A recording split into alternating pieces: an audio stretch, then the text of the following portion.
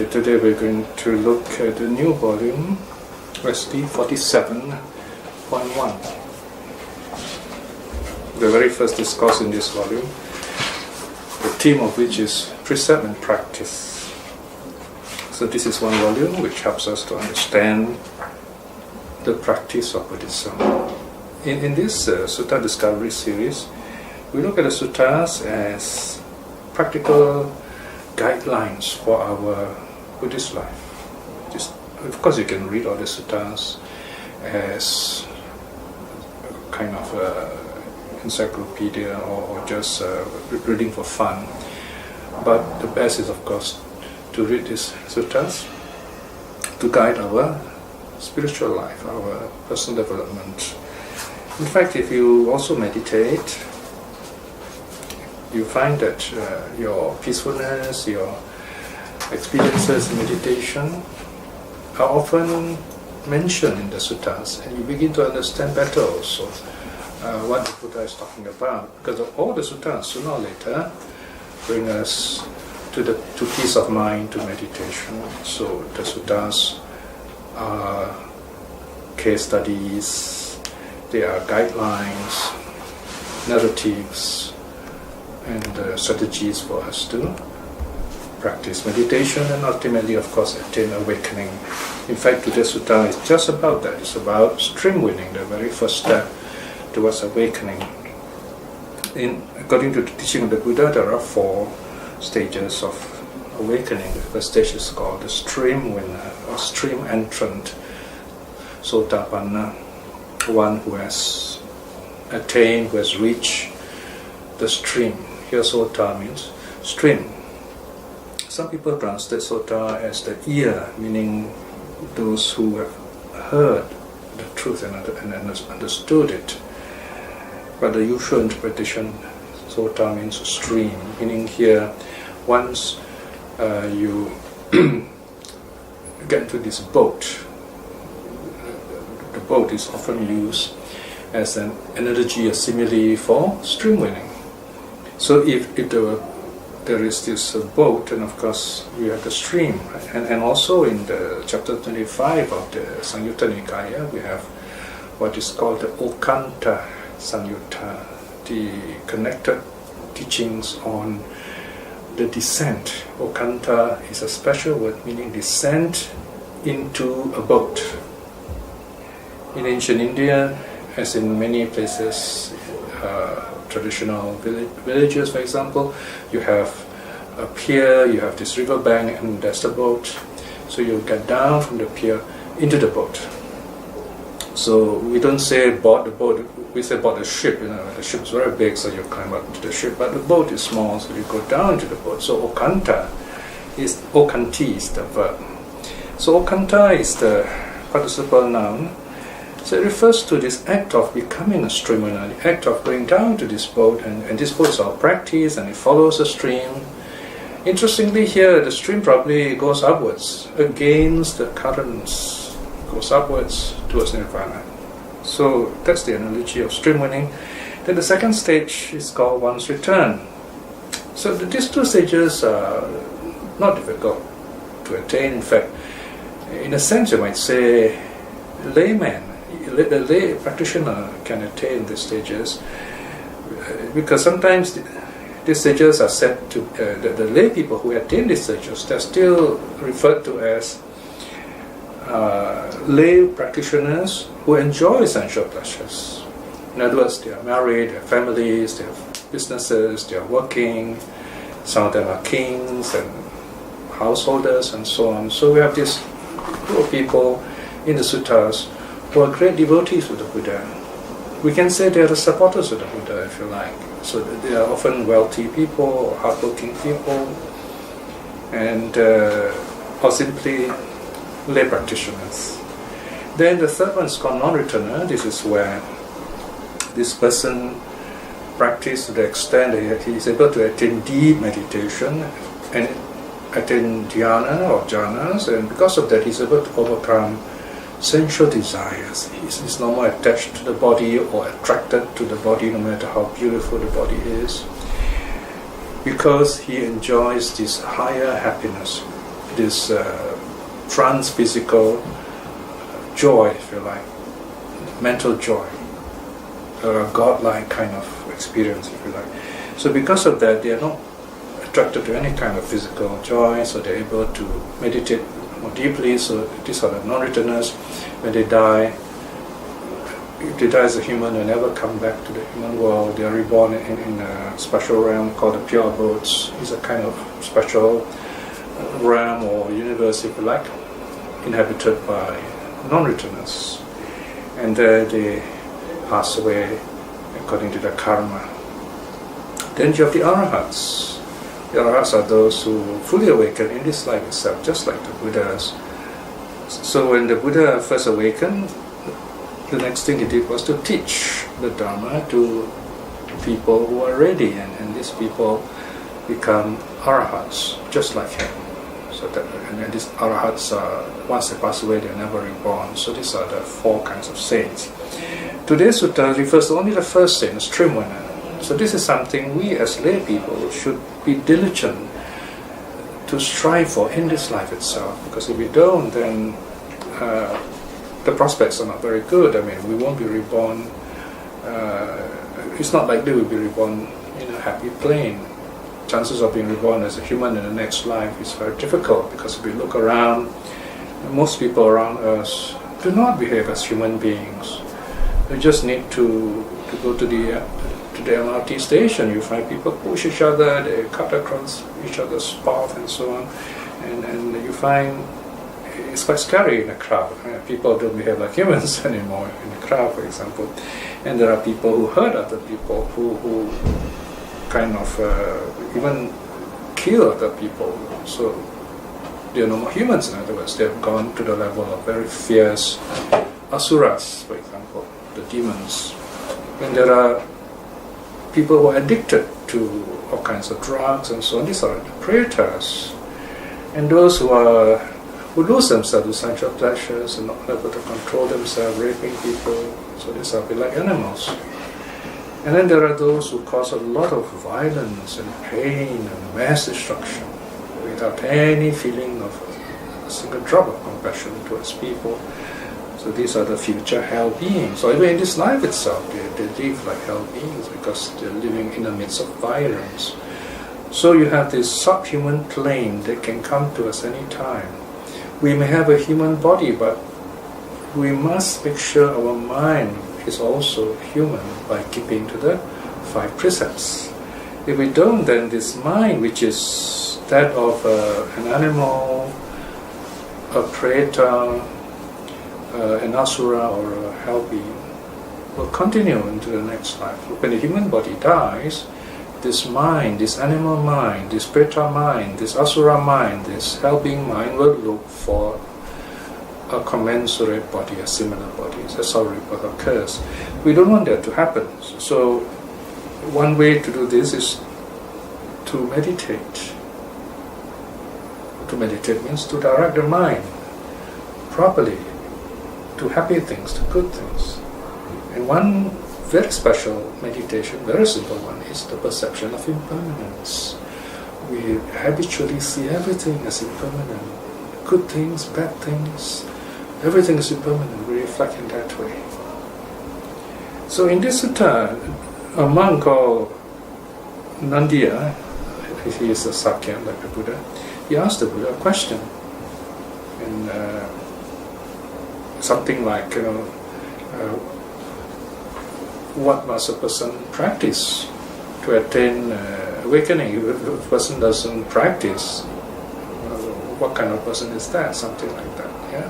And the Buddha answers this question, telling him that even being a stream winner is not enough. You cannot stop there. It's very interesting. We're going to find out what is meant by this statement here. Okay, let's look at the sutta now on page 17.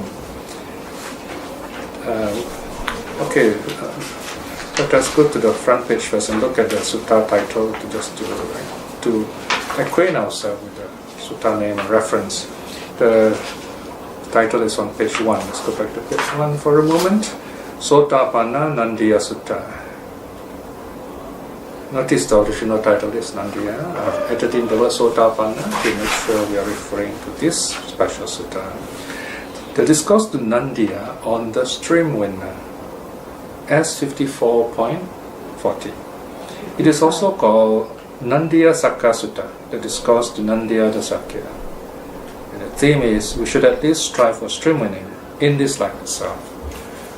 Or on attaining stream winning, we should continue meditating. Right? So these are two aspects of this teaching given to us today. Okay, now let's look at the translation itself, page 17. That means there are 16 pages of notes, so do look up these notes. I've also revised them last week, so there's some extra information.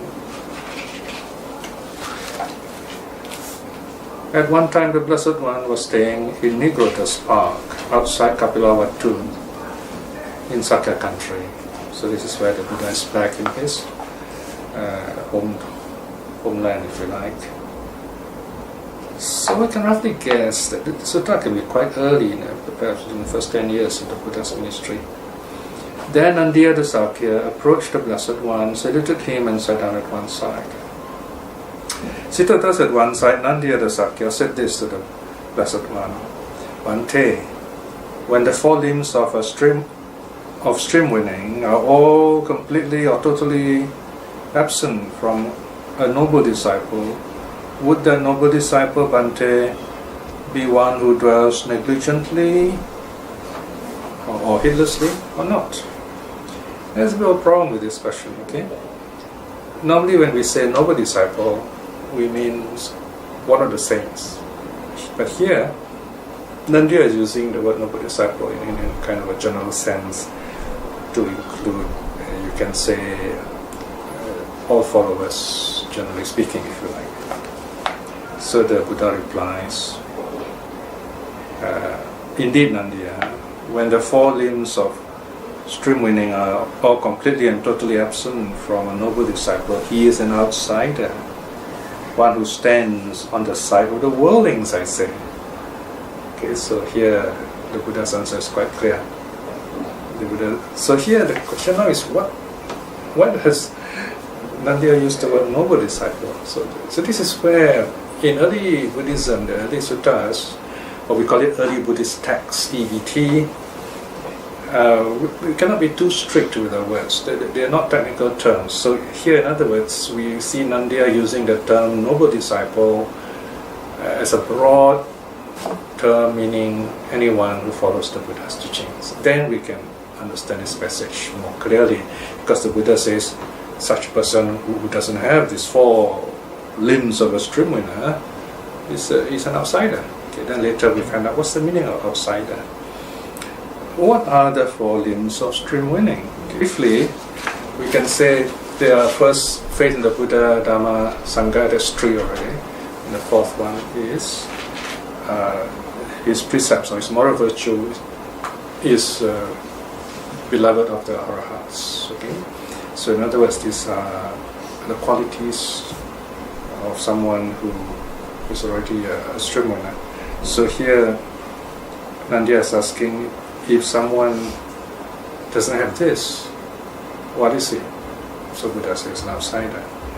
So the meaning is you are only an insider if you have attained at least stream winning.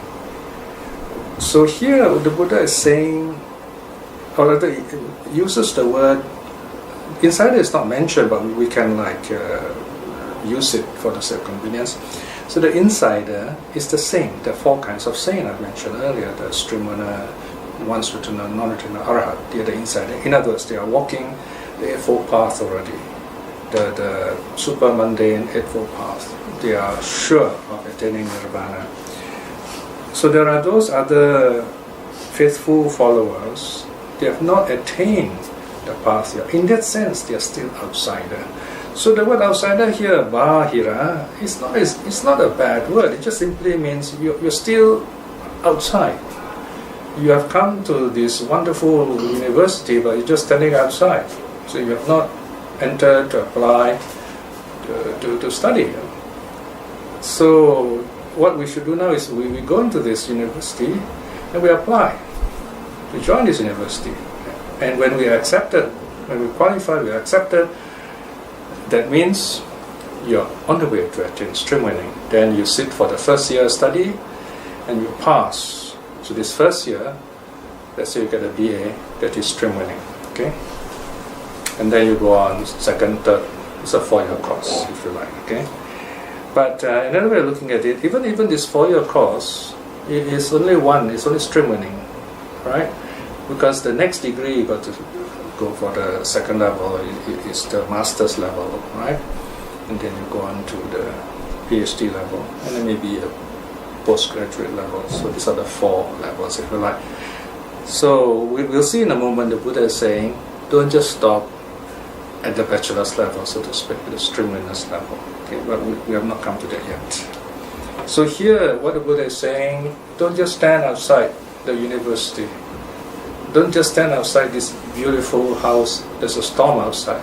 You got to come in, see? Because if you stand outside, then you'll be facing all the bad weather and troubles out there.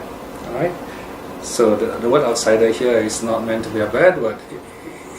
It is a word that shows urgency. Why do you come inside? It's an invitation to come inside. Ihipasika, come and see. Yeah. So that is the meaning of outsider here. Now then, the Buddha continues. Okay. And how Nandiya is a noble disciple, one who dwells negligently and one who dwells diligently. Okay. Notice here, Nandiya mentions the word negligently, but the Buddha also answers positively. Negligently, opposite is diligently. So when is a noble disciple negligent? When is he diligent?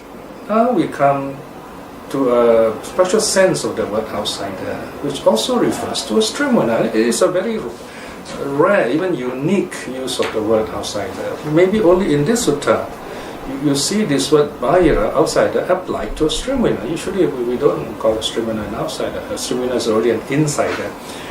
But if the stream winner remains so without progressing, without meditating, is called an outsider, so to speak. Now just let us look at this a moment more. A stream winner is said to be able to live on, will go through at the most 7 more lives. Traditionally it is 7 more lives. After that he's sure to awaken.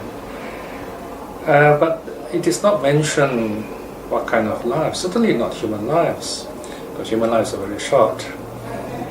If there are only 7 human lives, you might say, then the awakening is very fast.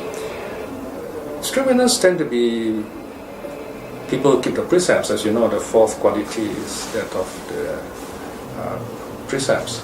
So he's likely to be born in the heavens. And if he does meditation, he might be reborn in the very high heavens.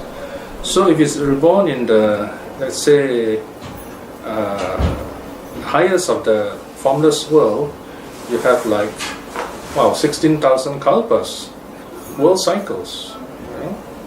And even if he's born in the Brahma world, the highest of Brahma is 1 world cycle. That's quite a lot, So imagine this stream winner who live 7 more lives, theoretically speaking, might even live on for a few more world cycles, and that's a long time.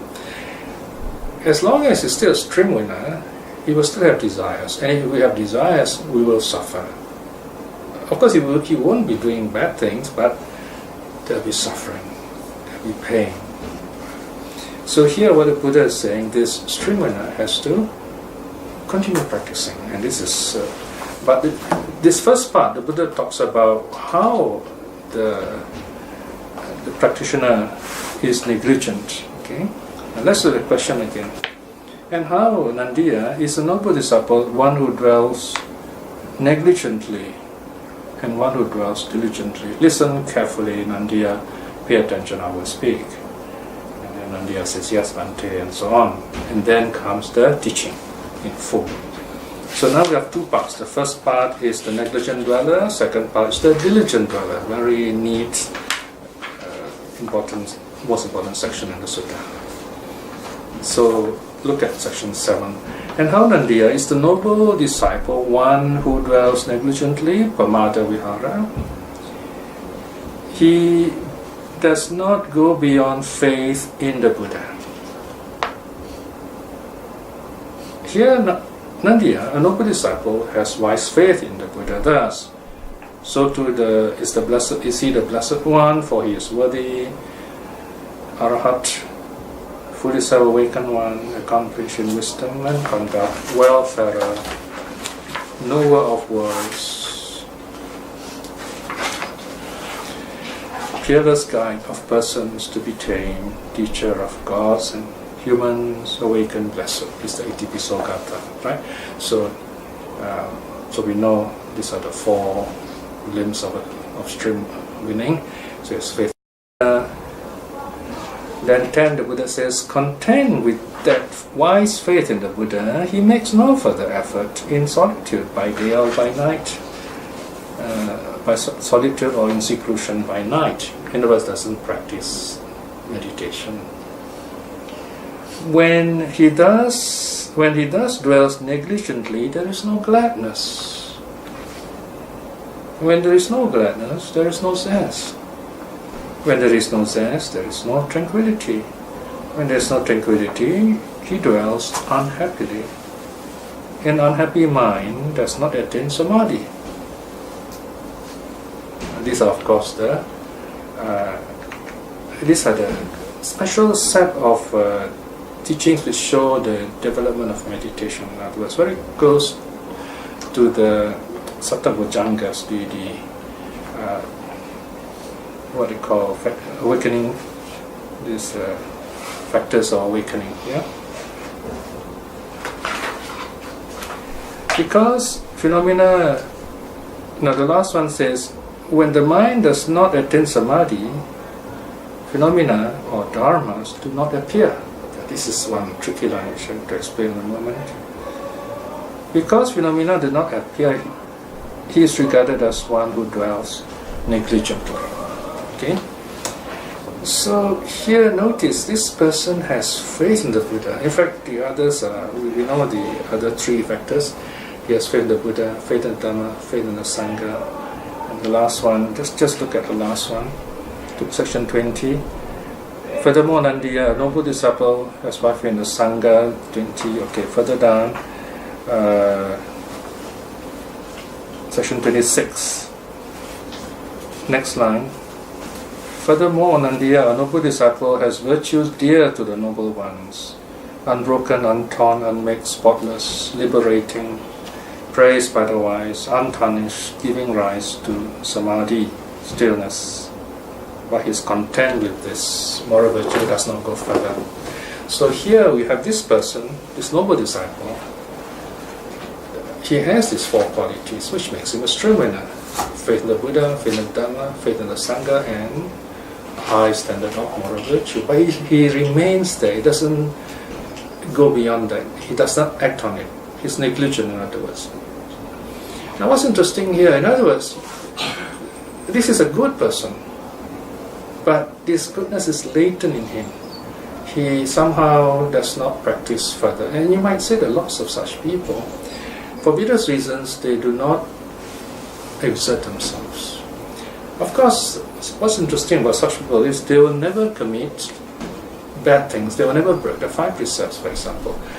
If they were forced to break the precept, or they unmindfully, unintentionally break the precepts, they will quickly know it and own it out. They're not happy about it. They know it is wrong. They want to correct themselves.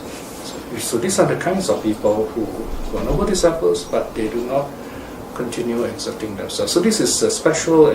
The Buddha is addressing this group of people who are streamwinners, but they do not exert themselves further. So the Buddha says, for example, in the first section, they are content with faith in the Buddha. Second section, they are content with faith in the Dhamma. Third section, they are content with faith in the Sangha. And then number 4, they are content with their moral virtue, living a good life, keeping the precepts. And that's it. They do not go further. Or maybe they are unable to go further. Maybe they've forgotten the teaching. Or maybe they are born in a place where there's no teaching, for example, right? So they don't exert themselves. So in that situation, the Buddha says they're still regarded as outsiders. Then, section 13, because phenomena do not appear, he is regarded as one who dwells negligently. And then the line before that, when mindfulness does not attain samadhi, phenomena do not appear. So, here phenomena is Dhamma, but Dhamma here doesn't mean teaching. According to the commentaries, refers to samatha vipassana, calmness and insight. But again, the commentaries use the term samatha vipassana in too much of a fixed way, whereas in the suttas they are not so fixed like in the commentaries. So we can, if we are to look at the nature of the suttas, we can say Dhammasya simply refers to the rise and fall of things, watching impermanence, practicing the perception of impermanence, if you like. In other words, they are not really able to see the rise and fall of things. They are not able to, it's like they've forgotten this. So in a sense, the streamwinner can forget to practice, but he doesn't stop being a streamwinner. It's just that he's as if it is stuck on that level. The analogy of the undergraduate is very apt here. It's like someone who has finished first degree, or better still, he studies first year, but then he goes on a nice long holiday. You know, we say kind of like take a break, a semester break, and he doesn't come back for lessons. He has this nice long holiday. You know? So what the Buddha is saying, hey, you got to come back, finish the course, you know. And if you finish the first degree, if you finish the first year, you got to complete the other years. If you finish the first degree, don't stop there. Go on to do the second degree, go on to do your PhD, and after that, you know, the postgraduate and so on. So don't stop at the first step. In other words, don't just stand outside this beautiful university or monastery or training center.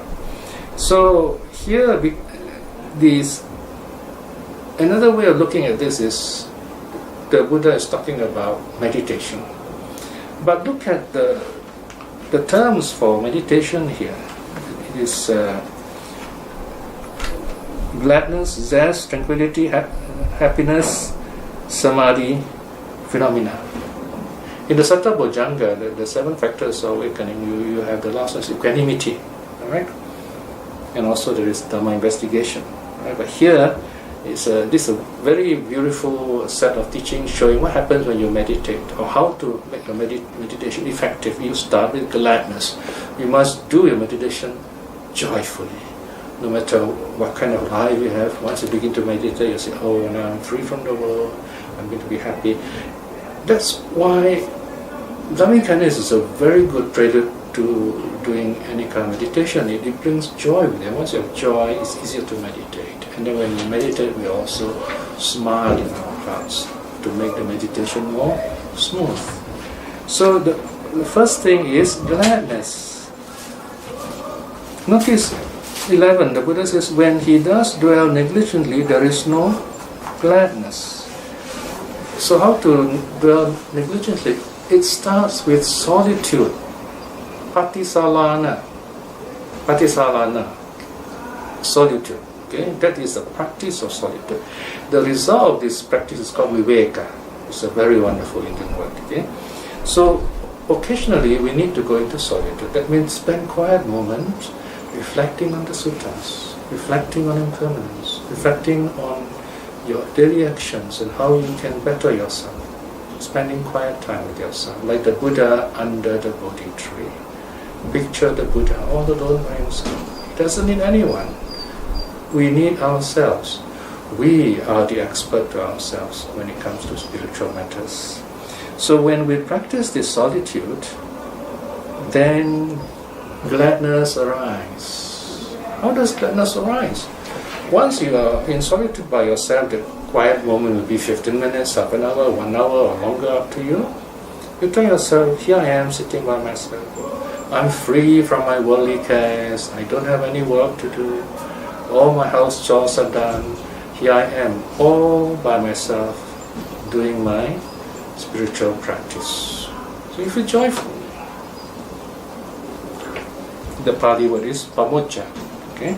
And then because you feel this sense of joy, then joyful interest, zest, arises. So in other words, it's a stronger sense of joy which keeps you going. It's just like when you love doing something, you keep doing it. You see, this is interesting, and you keep doing it. That's zest. And when you have this zest, you move on, then the momentum pushes you on. That's tranquility, passaddhi, tranquility.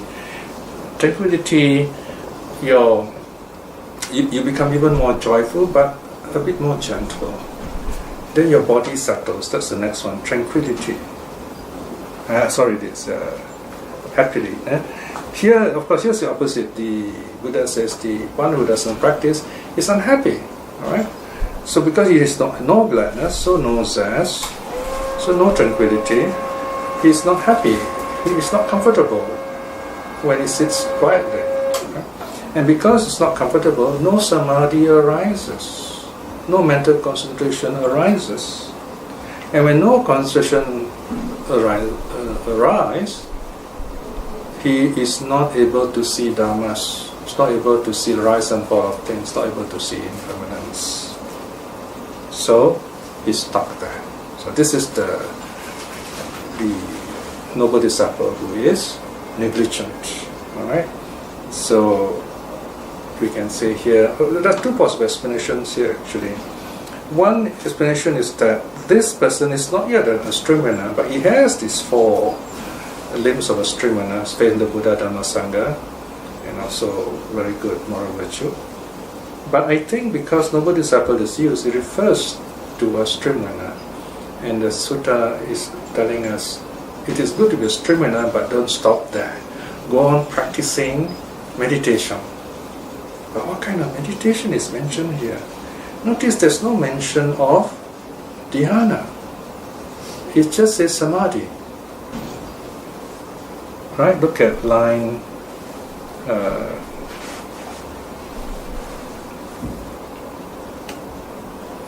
12 and the line before that, you find it just mentions samadhi only. Okay? And then you look on the positive side for the Bodhisattva who is diligent. That is section 37, and the line before the same thing. Yeah? But this one is the positive side. So here, in other words, samadhi refers to a very simple meditation. A kind of meditation where you sit and you feel some peace. The thoughts may come to you, but they don't trouble you so much. You're more peaceful than when you're in the world outside. And if you go on doing this, you find there are moments when you can be very peaceful. You can say this practice is deep enough, but not to the level of dhyana, or maybe you get just a glimpse of dhyana, but that's it.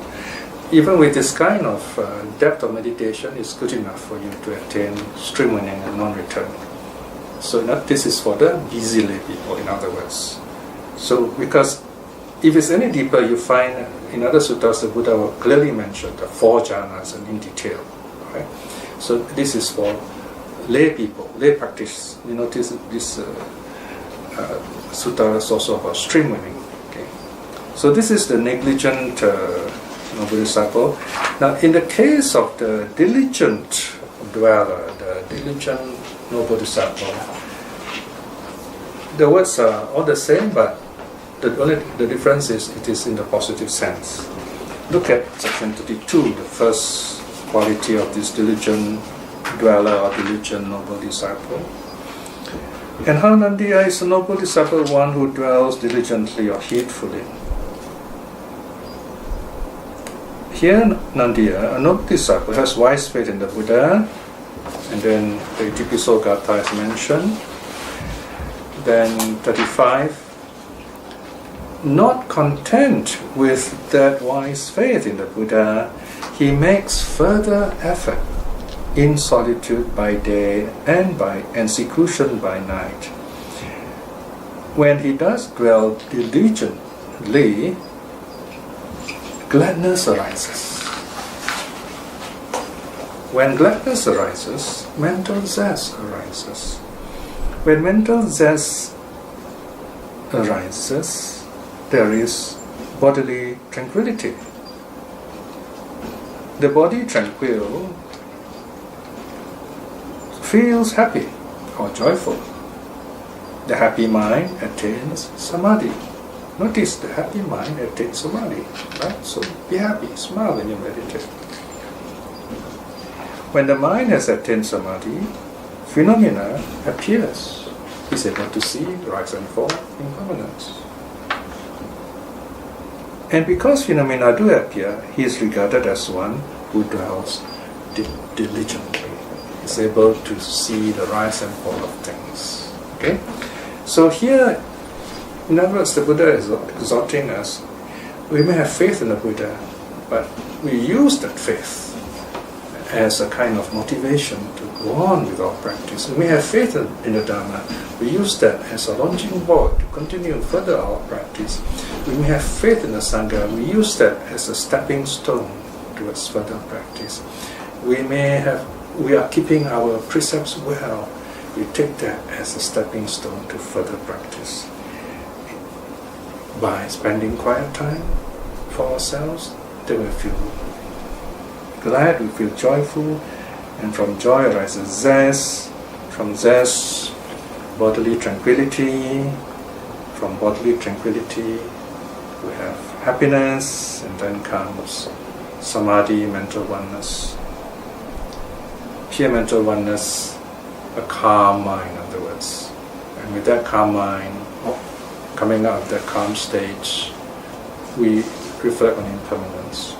This is not deep dhyana, so there might be some thoughts there, but those thoughts are positive thoughts reflecting on impermanence.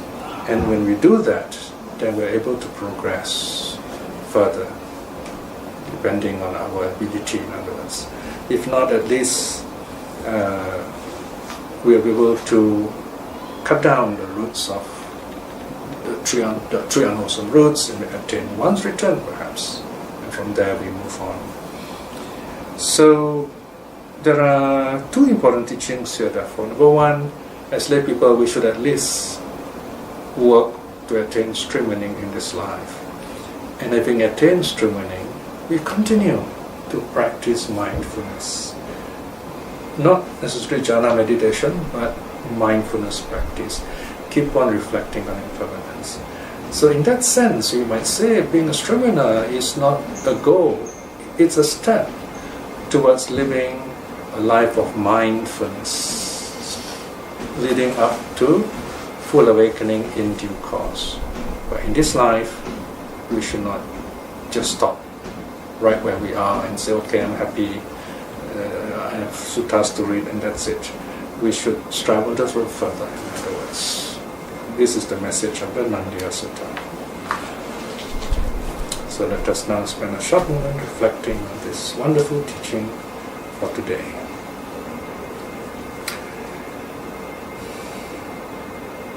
As we live in the peace of our life, we're enjoying the fruits of our good karma. These fruits of good karma are like seeds which we use to grow more nourishing plants and vegetables so that we can continue to be spiritually healthy. In other words, we have all the tools for working in this beautiful garden called the Dharma, and these tools are called the suttas, our meditation. Starting the suttas, we learn about the Buddha, his life, his practice, the lives of the ancient saints, and all these wonderful teachings. Then with our meditation, we understand the suttas even better, and then we're able to teach the suttas for the benefit of others, reflecting in these ways this wonderful good karma. By the power of such karma, may we attain, may we be blessed with the courage to aspire to attain stream winning, at least in this life itself. And by the same token, and by the virtue of the three jewels, let us send out our loving kindness to all those who have been kind to us, especially those who have taught us the Dharma, and make the Dharma available to us. May they be well, may they be happy. And then to our loved ones too, that they may be well and happy, and safe and wise. And to those who are seeking the Dharma, may they quickly see the Dharma in this life itself. And to those whom the Dharma have not touched, may they joyfully see the Dharma in this life itself too. May all beings be well and happy. Sadhu, sadhu, sadhu.